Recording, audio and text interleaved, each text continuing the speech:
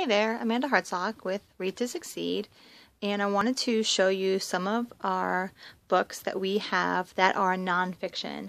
Usborne Books and More is known for its nonfiction selection. It is rather extensive, which if you are an educator is awesome because we have a huge selection of books to help you meet Common Core standards.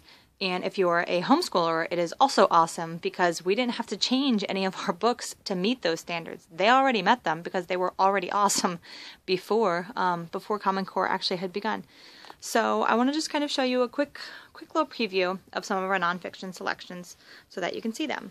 These three right here are Usborne's First Experience books, and they are short nonfiction books just about experiencing things for the first time. So you've got going to school, going to the doctor, and going to the dentist.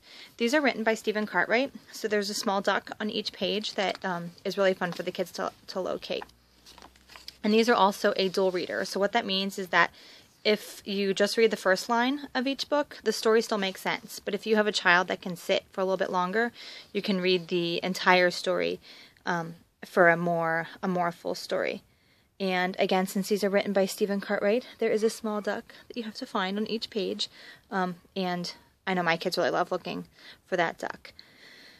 So these are cool. These are short, just little ones. Now these ones are little. Usborne also does have these same books, but they are printed on a sturdier paper, and they're a little bit bigger. But these are the smaller ones that I have. So there's going to the school, there's going to the doctor, and then there's also going to the dentist. And I really like these because it kind of helps me explain to my children what's going to happen so that they are not fearful or apprehensive about those experiences. Now, my husband is a huge car fanatic. And I'm not going to lie, I kind of like him too.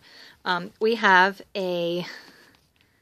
also have through Kane Miller Publishing a series called Mean Machines. And they have books all about supercars, performance cars, modified cars, and customized cars. So if you have a car fanatic, or maybe you have a boy who doesn't really like reading, these books are just a really simple way to just draw your child in and get them excited about reading. You can see here it talks a lot about the different cars, and what I really love about this is because it's nonfiction, it exposes children to those elements and those features of nonfiction. So you have, a heading, you have information, you have different labels and captions around the pictures. In the beginning, after the title page, you have a table of contents, and I really like the fact that the table of contents actually has pictures along with it. So if you have a child, again, who's a struggling reader, who may struggle with reading some of those bigger words like Bugatti, Corvette, Lamborghini, the picture is there to help them as well. So I really enjoy these because, like I said, my husband is not a big reader, but he could sit here and look at these books with our son for hours and just talk about the different cars. There's also a glossary at the end, which is another element of nonfiction, an element of informational text. So we, at my house, really love the Mean Machine series. So, and again here, performance cars, you can see it's the same kind of setup. And then there's also modified cars and customized cars as well. So if you have a boy who doesn't maybe necessarily enjoy reading, but may love cars, definitely check those out. I have black fuzzy socks that apparently left some black fuzz on my carpet, so sorry about that. Another really cool thing about Usborne's nonfiction series are the beginning readers. These are only $5. You cannot beat that. They are hardcover. The pages are of a really high quality. And again, it introduces you to those elements of nonfiction. So you've got the table of contents, and then you've got a heading and the information, and then captions with the pictures, footnotes. So a whole bunch of different concepts that kids may not necessarily be introduced to until they start really learning about nonfiction in school. So I really like these because I can read these to my 2-year-old, and my 2-year-old's being exposed to elements of nonfiction and elements of informational text really, really early.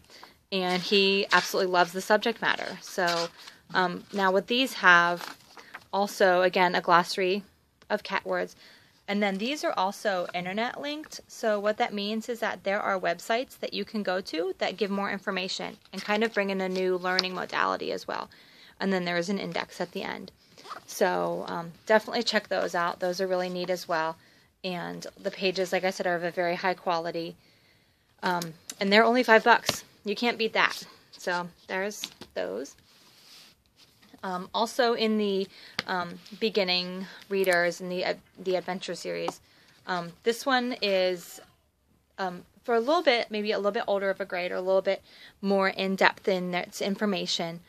You can see here that the illustrations are a little bit, they kind of mix real illustrations and real photos with almost like comic-like illustrations. So these are really cool. This book's about survival. You know, again, a table of contents, captions to go along with the pictures, headings, different captions again, footnotes, that little charts and tables that give information. Absolutely love the nonfiction selection from Usborne. You absolutely can't beat it, and you really can't find it elsewhere. So this is the book called Survival, and again at the end you have your index. So really bringing in the glossary, really bringing in those elements of nonfiction into your home. Two more books I want to talk to you about. Usborne also has books that just introduce different vocabulary. So here's 1,000 Things to Eat. And you flip it open, and it's just word after word after word. So this is great for expanding vocabulary. This is also great for writing.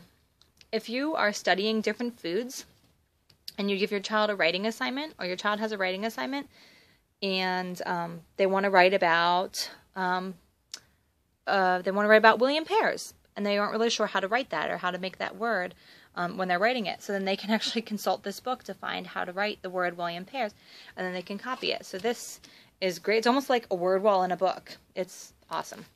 So there's that.